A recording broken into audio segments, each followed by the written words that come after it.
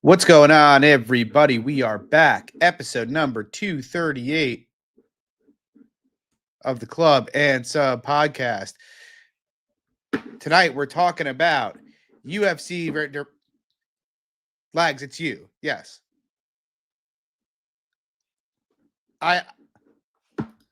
Hold on. Yes, it's. I can't hear you. So, can anybody in the chat just comment? No, I cannot hear you.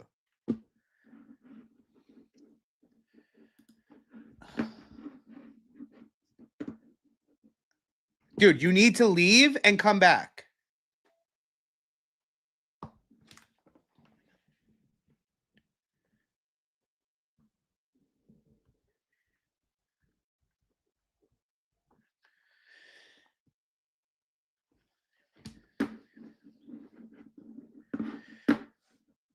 Anyway, sorry for that, everybody. Tonight we're going to be talking UFC Vancouver, DeRitter versus Allen. Decent card taking place in Vancouver. Pretty stacked card, top to bottom. And yeah, guys, if you like the show, drop a like, subscribe. Again, I apologize for the early audio issues here. But yeah, when Lags gets back, we'll get into it real quick and talk about last week pretty briefly. I didn't have much on the card. I lost 1.05 units. My literal only bet was Mateusz Gamrot, who I bet at minus 105. I can hear you now, Lex. I bet at minus 105.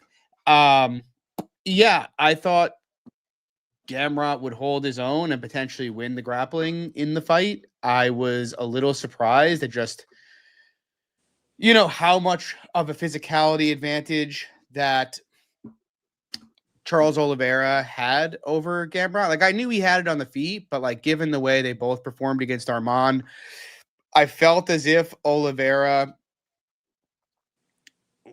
was probably going to be at a disadvantage here. It turns out, and the further we get away from Armand Gamrot, it just seems like it was an all-time career moment for the Gamrot side.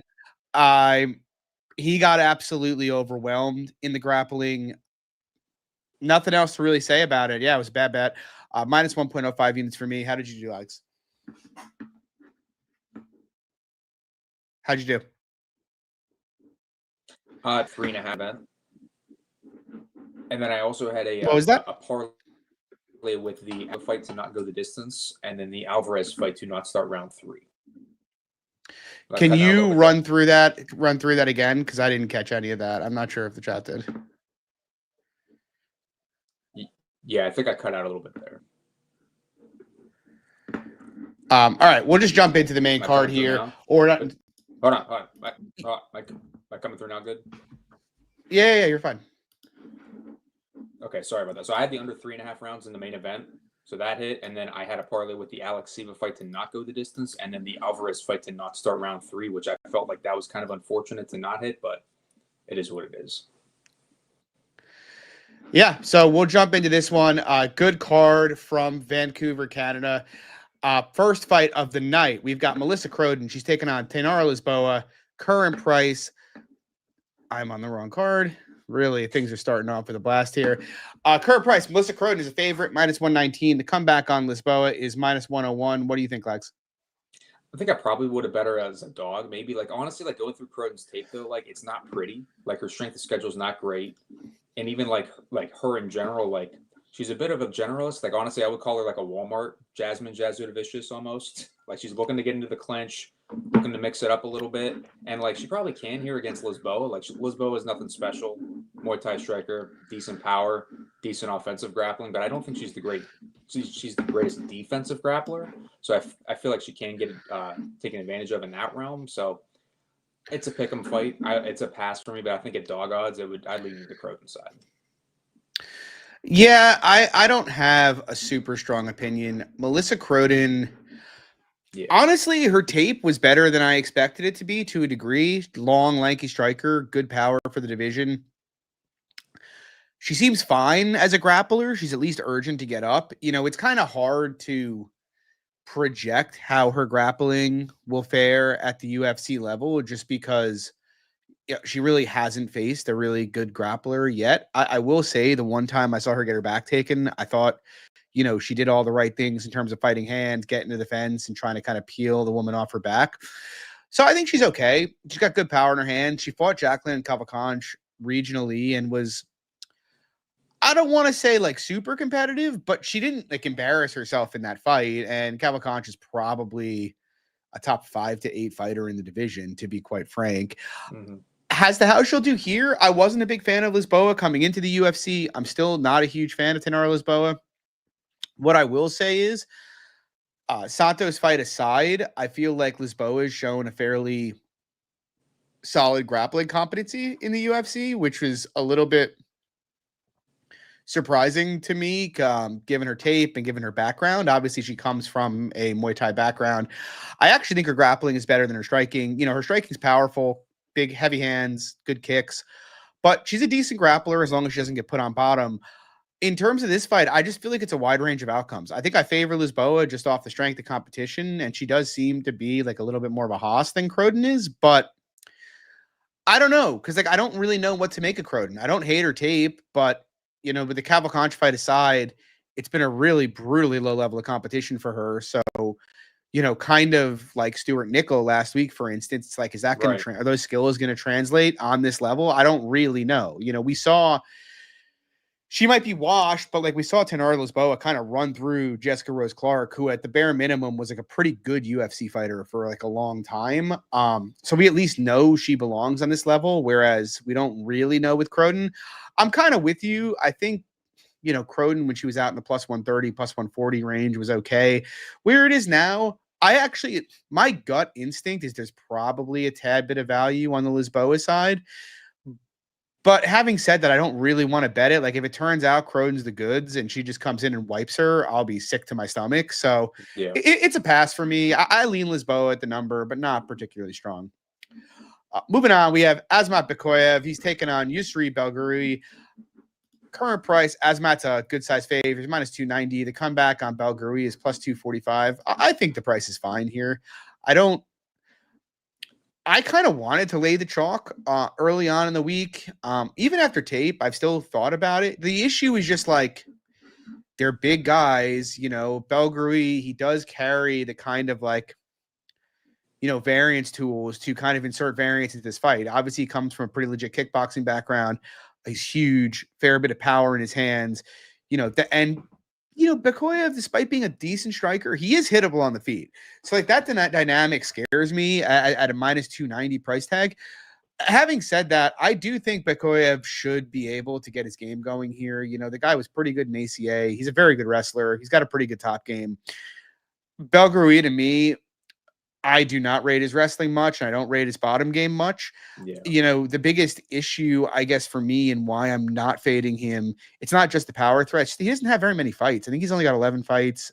He hasn't been doing MMA very long. So if he makes big improvements and it turns out he can stand up, the price could seem off. But I do think skill for skill, Azamat's got him pretty covered. Like, he could have some issues in the striking, but even there, Belgurui stands so tall and he's so easy to hit on the feet that it wouldn't shock me if Azamat beats him there.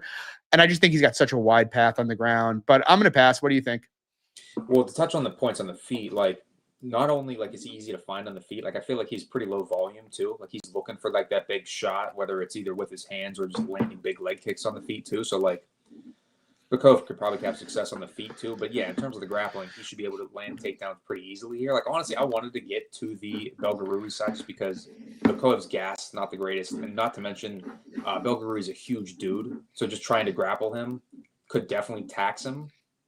But it should be a good stylistic matchup for him for Becoyv. Yeah, I totally agree with you. Moving on, we have Stephanie Luciano. She's taking on Ravina Olivivera. Olivivera hasn't fought in a minute. I don't think she's fought since her debut, if I'm not mistaken. It's been like 2 years, Since Yeah. Lisboa, yeah. Yep. Yeah, current price, Luciano's a big favorite here. She's minus 280. The comeback on Olivivera is plus 240. What do you think, Lags? You think the dog is live? Honestly, the only thing that gives me pause with like, and I'm not going to be laying the juice with Luciano by any means, but like, what would give me pause with that is like, she's just very raw. Like, under 10 fights professionally, like, her defensive grappling doesn't seem the greatest. I mean, that's the biggest hole really in her game. And like Olivivera, she's not going to really compete that much, I feel like, here standing. So I feel like she's going to need to grapple. And so, you know, betting against a girl who's going to come out here, relentlessly grapple against a girl who has questionable takedown defense, it's not a recipe for success really that I really want to get involved with. So I think it's a pass for me, but I think Luciano on the feet should be much better striker. There's a part of me that wants to do business with the Olivivera side here. That's fair. But I do rate Luciano, to be honest with you. I'm with you that she's green, but she's got like really good physicality. She's got really good cardio. She throws with intent. She's high volume. She's good in the clinch. You know, all things you want to see from a WMMA fighter. And even her grappling, like, I don't think it's the best, but also, you know, if you look at the first Alenkar fight, you know, Alenkar's got nasty jiu-jitsu if she gets on top of you. Like, she's got a really good top game. And, you know, she did get the body triangle. She controlled Luciano for a bit in the first 2 rounds of the first fight. Didn't really do much with it in the second fight. And I just feel like Luciano is like the kind of girl with, you know, her physicality and how explosive she is for women's mixed martial arts. It kind of lends itself to her being able to kind of explode out of position, similar to how like a heavyweight would, right? You know, unless you're really, really good. Olivivera, I'm not sure how good her grappling is. It's okay. It's not horrible, but obviously she got control. Yeah. And her striking's not great. I guess what kind of has me interested is the fact that, number one, she had a really competitive fight with Lisboa, who I said I don't rate, but it was up at 125 and it was in her debut. She was 26 at the time. She doesn't have that many fights herself. Now she's had 2 years off. She's coming down to strawweight, which is probably a more natural fit. But the fact that she was able to compete with Lisboa from a physicality perspective actually kind of impresses me a bit. And given that's like Luciano's, you know, that's kind of race in the hole is like plus physicality for women's mixed martial arts. She's huge. Yeah. Yeah, but like Olivivera is a big girl too. So I'm like, in my head, I'm like, could Olivivera like potentially, you know, out muscle the muscle chick here? And even on the feet, you know, Luciano, she should have an advantage on aggression, but Olivivera is young and has had 2 years away. Like, I do think there's some scope for improvement in this fight on the Olivivera side in all realms. I also think there's scope for improvement on the Luciano side, to be honest. So, which is probably why I'm going to ultimately pass it. But I do think Olivivera, I mean, I don't know this, but I think she could surprise, just kind of given she had a pretty decent debut with zero expectations. And now she's, you know, moving down in weight and is at 2 years away. I do think there's some scope here for her making big improvements and potentially winning a close decision here. And honestly, do we have a decision line on Olivivera? Is it out there? I could probably. It's got to be out there, right? Let me give me a second there. Because like that actually kind of like piques my interest. 4-1. It's not that great versus the That's bet online though so far. I was hoping you were going to say like 6-1. Well, you could get 6-1 though, right? Like if you on like maybe FanDuel drops it. I guess we'll see. I am interested in that if we got like 6-1 on it, to be honest. Moving on, we got Kyle Preplec. He's taking on Drew Dober. Drew Dober is minus 550. The comeback on Preplec plus 400. I'm going to be really curious to hear your breakdown here, Lags, because like I am thinking very strongly about, you know, taking the dart throw on Preplec here. I really don't rate Preplec all that much. You know, he's a decent striker. He's not a bad striker. You know, he's got a little bit of pop, not a ton. Yeah. Good volume, good cardio. Obviously, I don't expect him to outstrike many high-quality fighters in the UFC. Mm-hmm. And in Drew Dober's prime, I'd say, yeah, minus 550 is just fine. You know, Drew Dober, super durable Muay Thai guy, big power, good kicks. Good volume. Just pretty well-rounded men's 155er, yeah. But in the year of our Lord, 2025, are we sure Drew Dober should be minus 500 against the competent striker? Because I'm really not. And I know I bet him in his last time. Was it in his last time out against Manuel Torres? I was like, you know, I was like, if he's still got, you know, something left from what he was, he should win this fight pretty easily. He got KO'd almost instantly, and he's been hurt. Yeah.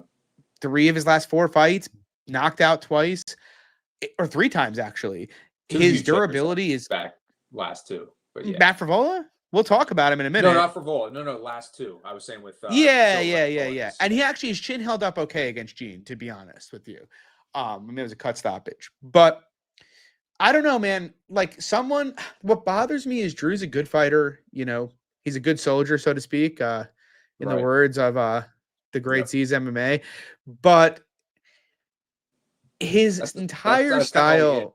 To cut you off a little bit, that's kind of all he is. Like he's a good soldier. Like he always banked on good durability, big power, and it's like if the durability's going and now it's just big power and it's a slugfest, like how wrong can you be maybe on the 4-1 dog? Like you watched the Bobby Green fight, not that long ago, and like Green was teeing off on him. The only reason Dober won that fight is because he's got big power and he was able to tank the shots coming back at him from Green. He's not taking shots anymore. Now Bobby's a great striker. No, for 100%. Yeah. But my point is, though, it's like he had him massively outclassed on the feet. Like Dober always was very reliant on being able to eat 1 or 2 and give one back harder. I'm not sure he can eat 1 or 2 anymore. And someone with that style, when the chin starts to go, it can go in a hurry, man. And I'm not saying this is the spot necessarily, but I do think we're reaching the point where it's like, you've got to start projecting a lot more downside for Drew Dober. Even like you used to always project it in grappling fights. It was like, all right, in a striking fight, Drew Dober, he can go in there and create a war. Right. I don't know how confident I am he can create a war anymore, man. The guy's getting hurt all the time. I think it's just he's on his last legs. I think that's pretty clear, and that's why he's getting Kyle Preplec. But yeah. It doesn't feel good because I don't think Preplec is very good, but he is a decent striker, and Drew's very hittable, and now he's slowing down. His durability's cracking. I'm kind of interested in the shot. What do you think? I mean, like I said, I don't really hate the shot because, like, Drew's durability is going. The guy was mostly built on power and durability, and now that half of that is going, or seems to be going, it's a huge question and mark. And speed, which is gone. Yeah, but this is like, to me, it's a huge levels gap. Like I know like the durability is going and the speed is going, but like Preplec to Dober to me is a massive, massive gap. And the guy doesn't have that kind of stopping power to me to be able to put Drew down and maybe even hurt him consistently.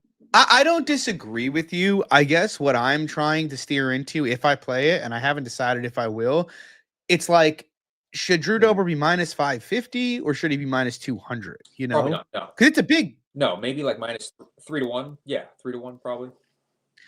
Right. And so like that's kind of what I've been trying to like mull over in my head. Because he obviously should be a decent sized favorite in this fight. But intangibles are slipping enough that I don't know, man. I feel like it could be closer than it should be. Moving on, we got Danny Barlo. He's taking on Jordane Santos. Current price, Danny Barlo minus 300. The comeback on Santos plus 250. What do you think, your legs? This is one I don't think is going to be closer than the line probably indicates. I feel like this is probably a good stylistic matchup for Barlo. Like Santos to me is, I don't know, a guy that's going to come forward, looking to grapple for the most part. Got some decent volume on the feet, but the guy's super hittable. I just don't think he's going to be able to grapple Danny on the feet. Danny should be able to land big power shots, be able to find the knockout probably late rounds, I think, too. So I think it's a good spot for Danny. Yeah, I'm more or less aligned with you. I feel like, Barlo obviously got knocked out by Sam Patterson. It wasn't the best look at the time. I feel like it's aged fairly well. I know he had an unnecessarily close fight with Nikolai Veretennikov, but like Barlo doesn't really do the things that bother Nikolai. He doesn't grapple. He kind of gave him a low volume kickboxing fight. And I think, to your point, I don't think Santos's grappling is really good enough to get going here. And on the feet, I do like Santos's volume, but I mean, the speed, technique, and precision difference between the two is just massive. Like we've seen Danny Barlo. I know he's had some sketchy fights in the UFC, but I also feel like it's like, okay, he's had some sketchy fights in the UFC, but the tools are there. He's got good boxing, he's got good power, he's got fast hands. Jordane Santos beat Will Curry. Like, okay, a British grappler who's not much of a grappler, and also Quiddy.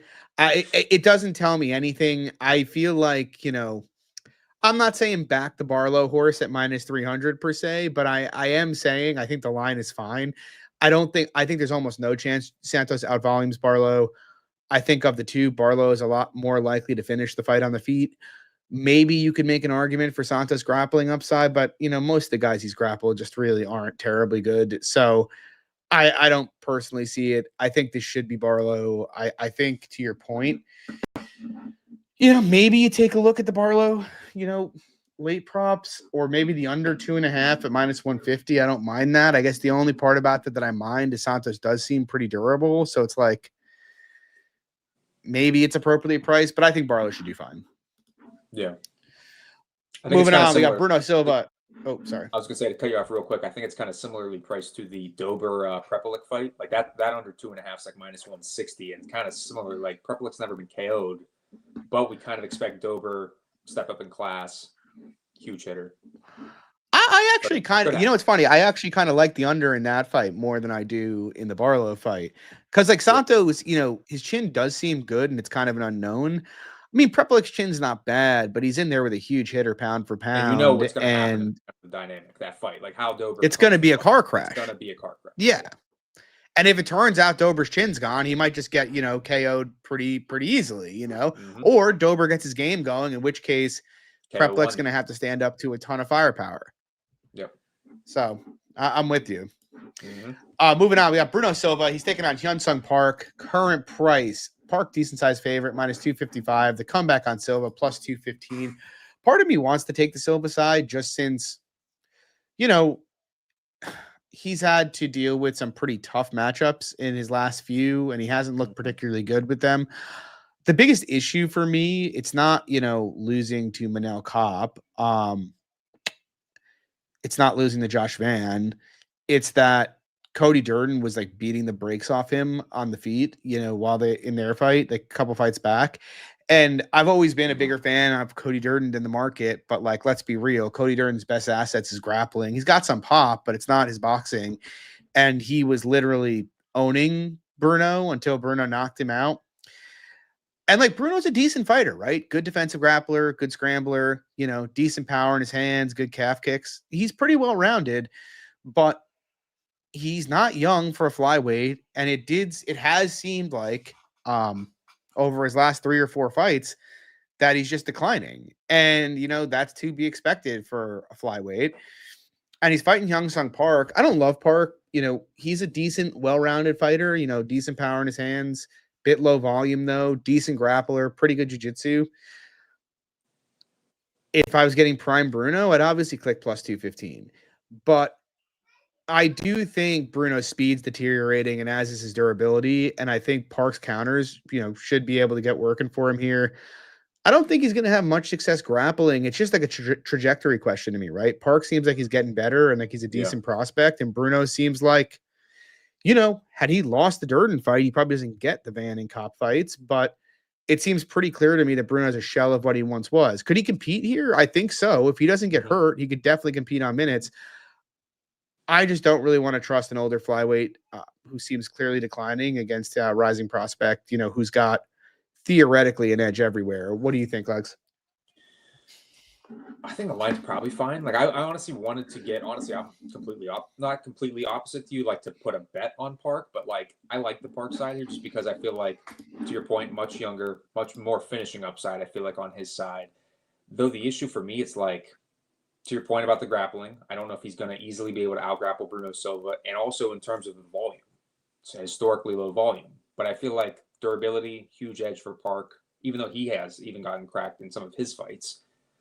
I just feel like there's a lot of advantages for Park, both in the striking. I feel like probably hits harder than Bruno. Like I mentioned, probably better durability. Yeah. And then even in the grappling, I think he is opportunistic. He probably could get his back, stay on there for maybe half a round, maybe even finish the fight. It's possible. Yeah, I agree. Moving on, we got Charles Air Jordane taking on Davey Grant. Current price, Jordane minus 173. The comeback on Grant plus 148. What do you think, your legs? This is a tough fight. It's an interesting one. It's one I kind of want to bet Davey, but I feel like just a much younger guy who actually has kicks involved with his game, because I feel like that's a huge thing that Davey's opponents really haven't. utilized lately, like Daniel Marcos, Yanez. So I feel like in that sense, like much more dynamic guy in Jordane, kicker, huge power, maybe can find the chin of Davey. Like Davey's super old. We know he's pretty wooden, but carries some power in his own right. I don't know. I lean the Jordane side, honestly, in terms of like, I feel like the line's probably fine. I'm passing. I bet Jordane in like the minus 130 range. I personally handicapped him at about minus 185. So maybe there's a bit of meat on the bone, but not a ton. I guess at Davey's peak, I think it wouldn't be the worst fight for him. It might still be a really competitive fight. It's lined competitively, but I feel like Davey's kind of hit a point where like he's very clearly declining and he's 40 years old. You know, I know he just got a big win against Damon Blackshear, but I mean, watching that fight back, I was a lot less impressed than I was in, live. Because like Blackshear, he dominates round one on the back, but then he's clearly tired. And, he basically just let Davey for the last 2 rounds get free volume off and didn't really return fire, whatsoever. So I felt like I didn't really want to attribute that much credit to Davey for the fight. Like credit to him for winning the fight as a big underdog, right? But it's like, he was basically swinging for free in the last 2 rounds of that fight. Same story with Ramon Tavares. Like Tavares is not particularly good. He's got good power. It's a decent counter grappler, but he's slow. He's pretty easy to find. And that fight was pretty close, even though Davey outlanded him severely. Like people will forget, or I probably don't forget, but like we're not far removed from Rafael Assunção's corpse being up 2 rounds on him and Davey needing a foul to get stood back up against the gassed out Assunção to knock him out. And even going back further than that, in like 2022, Davey looked like he was cracking to Luis Smolka, was taking over their fight till Davey compromised his leg. What's going on, James? Yeah, I just think I love Davey Grant. He's one of my favorite fighters ever. I just feel like he's been declining for a while. And like Charles, he's got his issues, especially against really good grapplers or really huge hitters, but he's a really good striker, man. He's really, really fast hands. He's got really good counters in the pockets. He's got really good kicks out of both stances, decent jiu-jitsu. He's only 30. And, other than when he's fighting like absolute tanks, like Gene Silva, he's usually holding his own. Like, I feel like even at their peaks here, the fact that Davey throws hooks and Charles tends to be straight on the counter would benefit Charles a fair amount, and his speed would benefit him a fair amount. But then it's like you add the fact that Davey's 40 and declining. He's like glacially slow at this point, and Charles has really, really fast hands and much straighter shots. I just feel like you have to favor Charles a fair amount here. Davey's got tons of downside, 40 years old, and, he's probably only got a couple more fights in the UFC tops. Charles still in the middle of his prime. He's fought some absolute beasts lately. Even the Sean Woodson fight, he fought terribly there and went to a split with, a top 15 fighter in the featherweight division. Yeah, I give Charles more finishing upside. I give him more minute equity. I give him more moment equity. I don't really buy a grappling path for Davey. He hasn't grappled aggressively in like 6 or 7 years. So yeah, I think making Charles 65% makes sense. Davey's a good enough fighter and a crafty enough veteran that him keeping it close would make some sense. But yeah, I mean, James just said it in the chat, like, men's 135-pound division, you do not see 40-year-olds stick around. So like credit to him for sticking around, but it's pretty clear he is like toward the end of the rainbow on his trip. You know what I mean? Whereas Charles is like still at least relatively early in his career, So yeah, I think Charles maybe slight value at the current price. Maybe there'll be some decent KO props because I think it's only a matter of time until Davey gets put to sleep. Moving on, we got Kyle the Monster Nelson. He's taking on Matt Fravola. Very competitively blind fight here. Matt is minus 115. The comeback on Nelson plus or minus 105. I mean, I love Matt Fravola. Cool dude. I hung out with him in Long Island.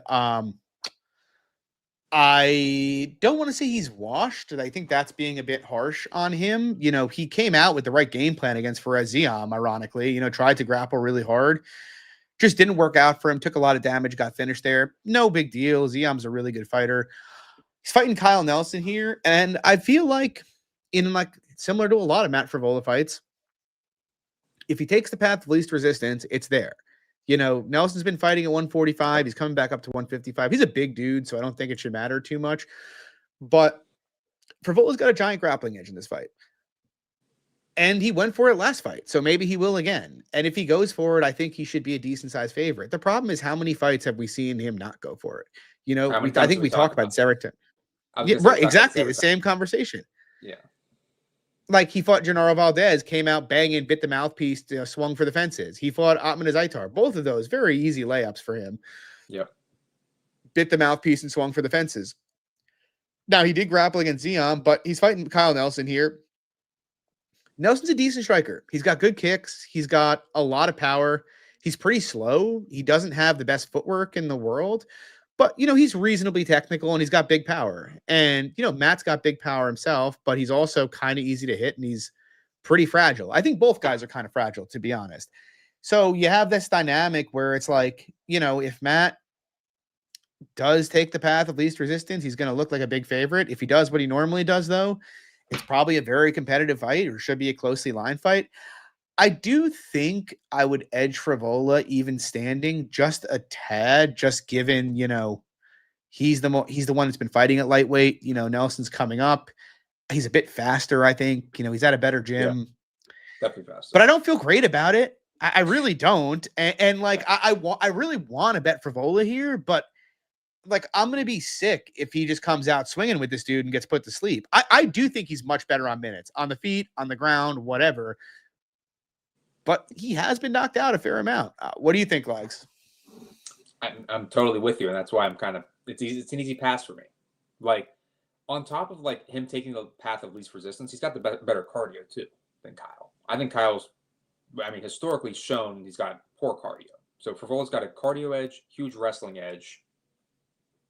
If he takes that path. Now, if he doesn't, to your point, probably a dick swinging match where I probably still favor Matt. He is a little faster. Powers probably can measure it. I think Kyle's a pretty smart fighter, too, to be honest with you. What I was just going to say, I feel like, though, even though Kyle is much slower than Matt, I feel like that's going to lend credence to him landing those shots because Matt's going to need to come into range to try to get his wrestling going or even landing his own shots. So, his power shots could land on Matt.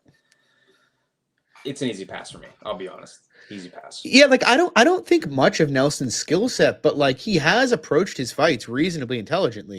He went to grapple against Choi, against Padilla. He just realized if I circle and kick him, he doesn't have any ability to cut me off. Matt has, I think he's the better athlete. Fravola is, but Nelson's a pretty smart fighter, honestly, and he's massively outperformed his talent in the UFC. So I think there's something to be said for that. Yeah, the algae alone. Moving on. I'm very curious to hear what you think here. I've had a lot of debates about this fight this week. We got Cody Gibson. He's taking on Arichi Lung. Current price, a lot of money moving towards Gibson. He's minus 160. The comeback on Arichi Lung is plus 140. What are your thoughts? Well, I guess I'll start off by saying I guess it's kind of line dependent. So where it was pick'em, I would be more interested in the Gibson side. Where it's at now, I think the line's probably about accurate just because I feel like Gibson, you probably project him to land some takedowns here against Arichi. I think he's the better grappler of the two. But on the feet, Cody's pretty wooden. Arichi should be able to land big shots himself, even though he himself can easily be found on the feet. I could easily see it being close to 50-50, but I think you have to edge Arichi on the feet. And in terms of the grappling, you have to favor Cody in terms of being able to land takedowns, hold Arichi down, maybe even find a finish. I feel like if we're talking about who finds a finish, who has a higher finishing equity in the fight, it's probably Gibson via the grappling, then Arichi on the feet. But yeah, I lean Cody. I think the price is probably fine. Yeah, it's hard to say because I went into tape really wanting to bet Arichi Lung, given Gibson's age and how hittable he is. And the dynamic. Yeah, well, no, Arichi's 32. Gibson's 38. There's one is a lot older than the other. That's right. That the big issue that I came out of it with is I feel pretty good that Arichi Lung is going to be able to work up here from takedowns. Even if Gibson sells out for them hard. I really do. Dude, Johnny Munoz got him down and got to back control and couldn't sub him. Rosas couldn't sub him. Jay Perrin sucks, but Jay Perrin couldn't sub him. He's got a pretty good get-up game. He really did. Durden couldn't get his back and lock down control. He does. Yeah. Gibson's going to get him down here if he wants to. Yeah. I have very little doubt about that. I just think Garechi's going to be able to like work up a fair amount. The problem for me is like Gibson starts with that advantage where it's like he should be able to get a lot of takedowns here if he wants them. The problem for me is I feel like while I think Aoriqilong is much more likely of the two, or not even much more, I think he's more likely of the two to win by knockout here. The volume difference is just night and day. Like Aoriqilong gets stuck taking pictures with just about everybody, you know, and it's a big problem. Like he's got good counters. Yeah. What'd you say? He's stuck in the mud, like you always say. Yeah, yep. He's got good counters. He's got fast hands, but he lets guys get free volume off on him, and all Gibson does is throw volume. So, like, when I came out of tape, I was like, man, I still think Aoriqilong's the more likely guy to finish this fight. The problem is if he doesn't finish the fight, he's kind of screwed. Then it's like, yeah, then he needs big moments because then it's like he's probably going to get out volume standing. Gibson's probably going to do more work grappling. Yeah. And like, has Gibson ever been KO'd? I don't think he has been, if I'm not mistaken. I believe he hasn't been. He is there to hit. He's going to. What'd you say? I guess that I can check that for you. He never has been. No.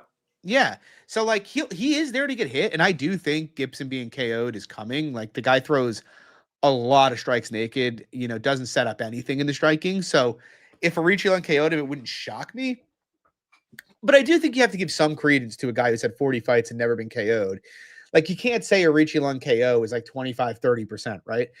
Maybe 15, maybe 20 on the high end, but with that dynamic, it's just like I have to favor Gibson, somewhat considerably on minutes. I mean, there is some scope for Gibson aging out. He's 38, but he looked really good against Damon Blackshear. The biggest thing that undid him in that fight was him going for the grappling because Blackshear is just a better grappler. And I guess Aoriqilong could get the top position himself here. It wouldn't be inconceivable, but I don't know. I could only bet Aoriqilong. Like I'm not in the business of betting 38-year-olds who are very, very hittable and, have mediocre cardio for an insane pace that they push. But the other thing is, dude, last thing I'll say on it. Yep. I'm not sure Aoriqilong is not fragile himself. Like I've seen this guy drop multiple times. Yeah, he's been dropped twice by Jeff Molina. Listen, we talked about it before. Like we definitely have before in the pod, and we'll get to it in this card. Zahabi has some underrated power, but like he's not Francis Ngannou. Yeah. That's what it looked like. Yeah.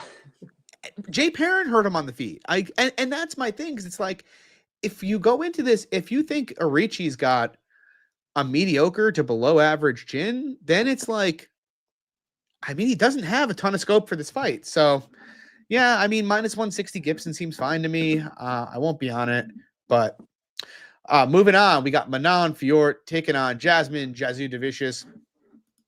Current price Fior minus 225. The comeback on Jasmine plus 190. Really, really good fight here in the women's flyweight division. I don't think I'll have a position on it in all likelihood. I do think the price is potentially unkind to Jasmine, just since we haven't seen how Manon's going to deal with like a zombie, like pressure zombie like her. I mean, she did deal with Erin Blanchfield, but I do think, I mean, Jasmine's obviously much bigger. I think she's a bit more physical, and I think a lot meaner if she gets on top here.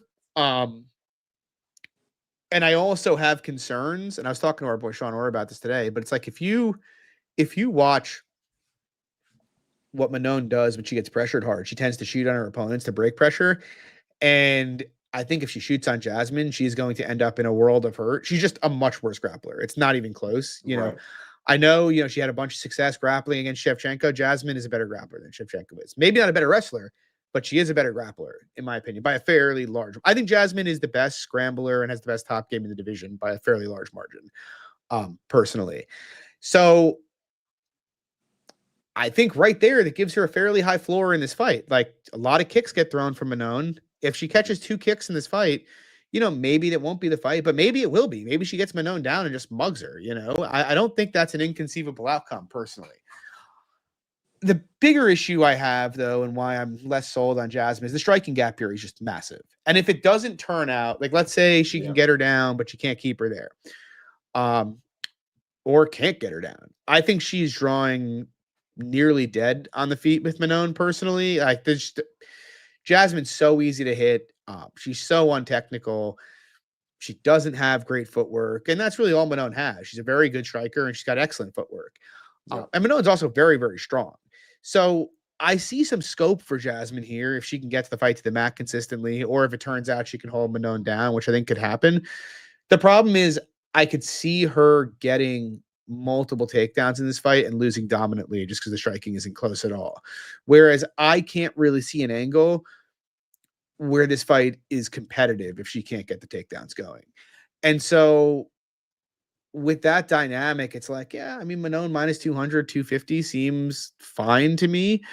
I can't make her bigger than that because, I mean, there is a big grappling gap here, in my opinion, but I do think it's the toughest fight Jasmine's had by a large margin. And, you know, we've bet her obviously a lot in her career, but, you know, made a lot of money on Jasmine. I don't need to bet her here against Manon. Yeah.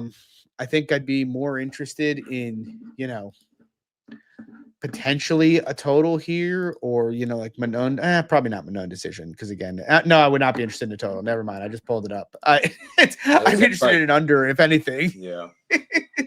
Minus 385 is a giant number for an over 2.5. But yeah, I think there's a lot of upside for Jasmine here. I think she has to answer a lot of questions correctly to win this fight, and I'm not sure she will. What do you think, Lex? I think I echo your breakdown pretty much completely, because to me, the line could be a little wide, but at the same time, with the footwork and the striking gap, I don't think it probably is that wide. Maybe a tad, but it's probably fine. Because Jazz does really need that grappling to really make this fight look much closer. And Fior's takedown defense, seems okay, but again, this is a huge test. But to me, the wrestling, I mean, you touched on it really. Val's got much better wrestling than Jazz, and it's comparable, but that's really to me where it's at. And I mean, Jasmine's wrestling's okay. And trip takedowns. What? I mean, her wrestling is okay. Her top game is elite, and her scrambling is elite. But if she can't get it going, it's tough. Yeah. It's like if it turns out Manon can just get up, then what? Then it's like, you're shit out of luck here. Right, and then 225 probably looks good for her. Yeah. So, yeah, it's an easy pass, I think. Yeah. Moving on, we got Cheeto Vera taking on Eamon Zahabi. Current price, Zahabi is minus 131. The comeback on Vera, plus 111. What do you think here? Well, I'm not going to say I'm largely planting my flag by any means, but I did play Zahabi at minus 130 to win a unit. To me, this is another story similar to the last fight of footwork, where I feel like Zahabi's got the much better footwork, much more precise with his straight shots down the middle. And Cheeto, obviously, historically, we've touched on this before, known to give off that first round. Obviously, Zahabi much lower volume, so maybe there's scope for him to compete early on. But I feel like, to me, much bigger shots, straighter shots are going to be landing from the Zahabi side. I think the footwork's really the telltale story of it.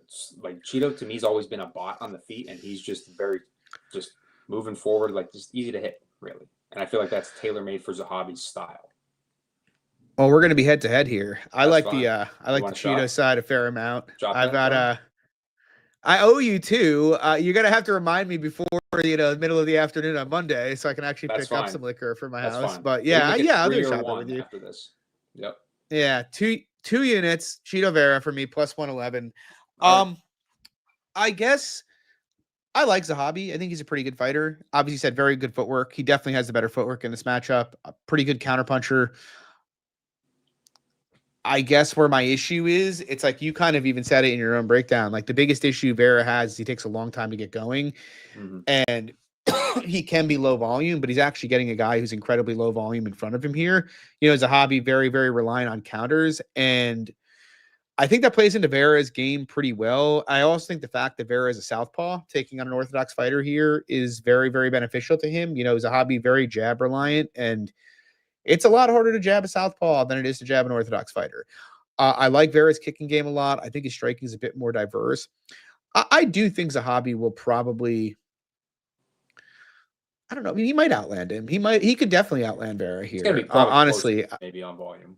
Yeah, I guess what the biggest thing swinging for me here is I like Eamon Zahabi, but his last two wins, which have really kind of skyrocketed him in the market's mind, are Pedro Munoz, who's done, Aldo, who's retired, And, he looked good in those fights, although he went life and death with Aldo for like large moments of it. And Aldo's great. So like no Right. disrespect, but still it's Aldo at the end. The Basharat fight's probably his best win, if we're being honest. But he's taking, in my opinion, a step up here. Like, I have a lot of issues with Chito Vera. I've bet against him a ton throughout his career because I do think his process sucks.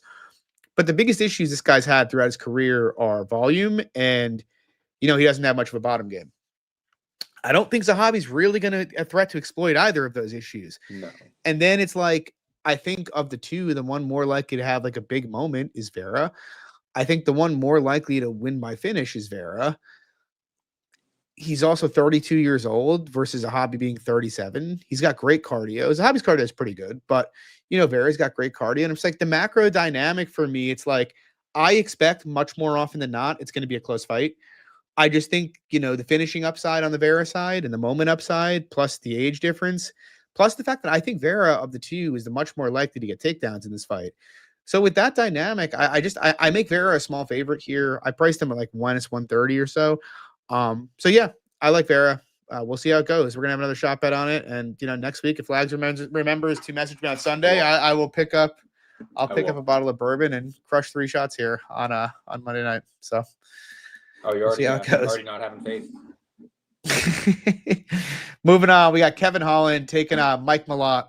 Current price, Malot -115. The comeback on Holland -105. Man, this is like a really tough fight for me to call, and it really is, because I feel like Holland has shockingly has a much better mental in the cage than Malot has. Like, Holland's not really worried about what's coming at him, whereas Malot seems like under constant fire even when he's not. He just seems to be like a ball of anxiety in the cage.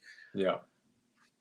I think technically, Malot's a bit better here. I do like Malot's technical striking a bit more, at least when he's throwing,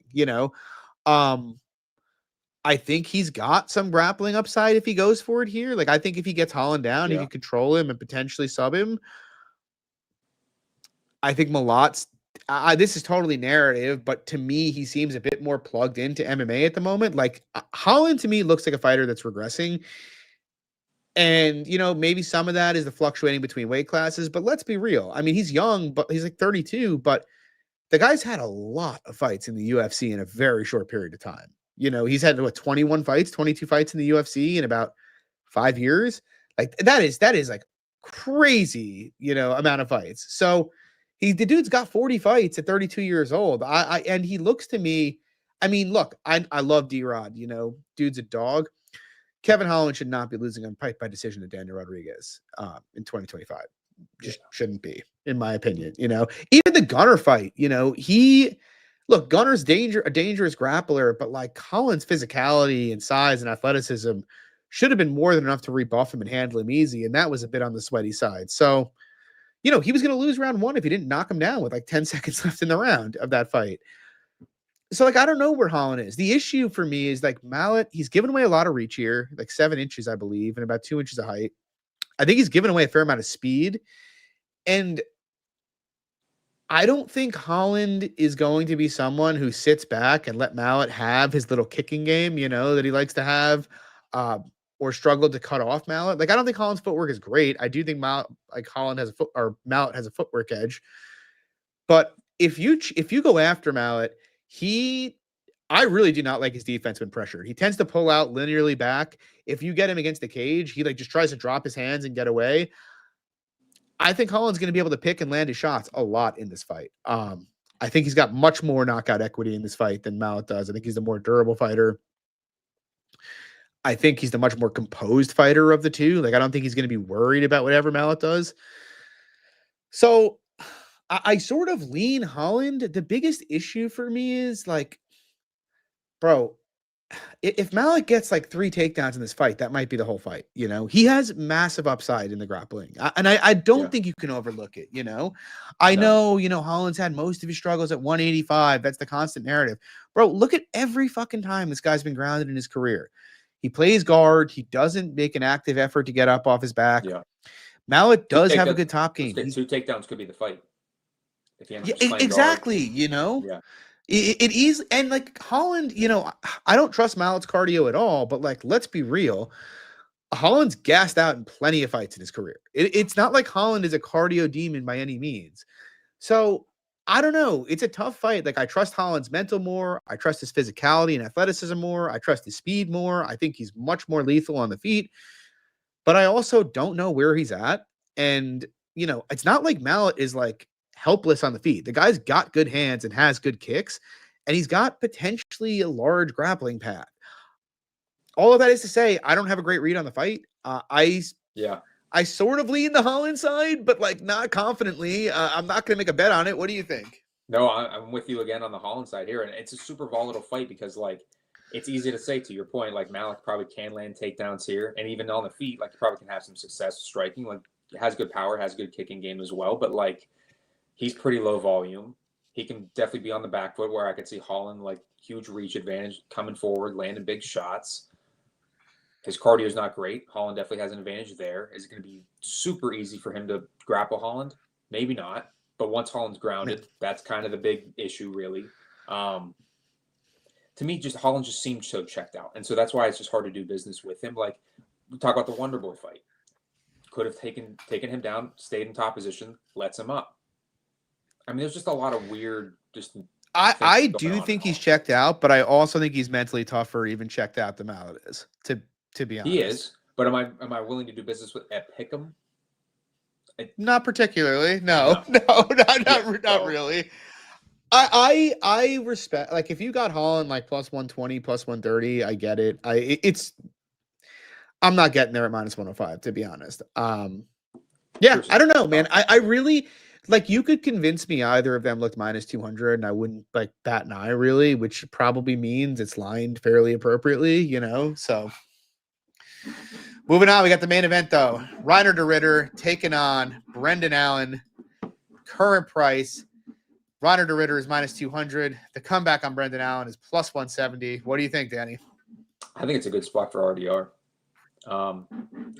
Talking about like the different stylistics of the fight. I mean, the striking, I know de Ridder's striking is not the prettiest, but I still think it's better than Brendan Allen's. I mean, we've gone on and on about how Brendan Allen's striking is not the greatest. Definitely has improved a little bit, but still not the greatest. I think RDR's got an advantage there. In terms of the wrestling, I think you will definitely give an advantage to RDR in terms of the physicality, the size. I think just even wrestling pedigree, I think he's better. In terms of the grappling, I think he's probably the better grappler than Brendan Allen, though it's probably close. Like Brendan Allen is a good grappler himself.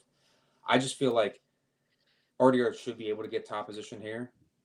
And even on the feet, he is the better striker of the two. And I feel like the back half of this fight is going to be just a huge cardio advantage for RDR down the stretch. Short notice fight for Brendan Allen. I like RDR as a parlay piece personally. Yeah, it's another one I don't have really a great angle on here because like there was a part of me that liked the RDR side, but it's also, I faded him last fight with Robert Whittaker. Same. I bet GM3 live against him. Am I gonna like turn around now and like lay minus 200 against Brendan Allen? Like, I don't know. It's like the most the market's ever respected RDR, Yeah. And that kind of stuff always scares me because it's like he's massively outperformed the market view on him in his first couple fights. Now he's getting a ton of respect against like a pretty good fighter in Brendan Allen. Like I am not a fan of Brendan Allen. If you've watched his podcast for a long time, you know that, of his game anyway. John Strickland. And yeah, that's the only one though. He's cost me a lot of money, and so far RDR has cost me a lot of money. So yeah. I mean, two guys that I've lost a bunch of money trying to fade throughout their career so far. I don't know. It's a weird fight because like I think RDR has more punishing tools on the feet than Allen does. The knees up the middle are really nice. I think he's got a bit. Yeah, and I think he's got a bit more power than Brendan Allen does. At the same time, on the feet, I trust Allen's power a little bit more. In the grappling, I think RDR's got a slight edge. I do think Brendan Allen can scramble with him, though. He scrambled pretty good with Fluffy Hernandez. And, Fluffy doesn't have the jiu-jitsu RDR does, but he does have a pace that he doesn't have. And I think he's a better wrestler than RDR is. So that impressed me a bit. But I still think RDR is much more likely to like consolidate top time, whereas I don't think Allen's going to consolidate many positions in this fight. Right. The cardio, I sort of, it's kind of weird, like watching them both. I feel like Allen has better cardio than RDR, but I also think it's less functional, if that makes sense. Like neither has great cardio. I think Allen can fight through a bit, but he really, when it starts to go, he starts to fall apart. Whereas RDR can be gassed like 8 minutes into a fight, he can fight and through he's it, still just gonna, he's still gonna come forward, fire bullshit at you, throw knees up the middle, and whereas Allen's gonna be like desperately shooting for his life, like the end of the Chris Curtis fight right. and whatnot. End up on his back, RDR on top. Yeah. Yeah. So I guess what I'm saying is I think RDR stays much more composed when he's tired than Allen does, Agreed. which I think is beneficial. I mean, I think the fact that he won a decision against Rodder Whittaker is really impressive to me. I actually trust his striking defense a bit more than I trust Allen's. Neither is particularly good. Yeah, I don't know. I sort of favor RDR everywhere slightly, but nowhere confidently. And it's like the combination of that with the fact that, he's suddenly getting more market respect than he's ever gotten is enough that I don't really want to be on a side. I mean, if anything, I think I'd want to be on Allen, but dude.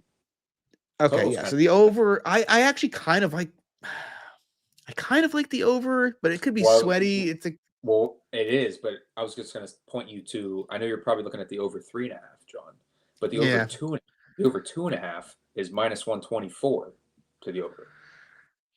That I like a lot more, honestly, because they're both kind of dogs, even if they're both hittable. Yeah, dude, how the over 3.5 is 110 and the goes the distance is 200? Like that's, I mean, I guess that kind of makes sense actually. I would say it's halfway through round 4 there.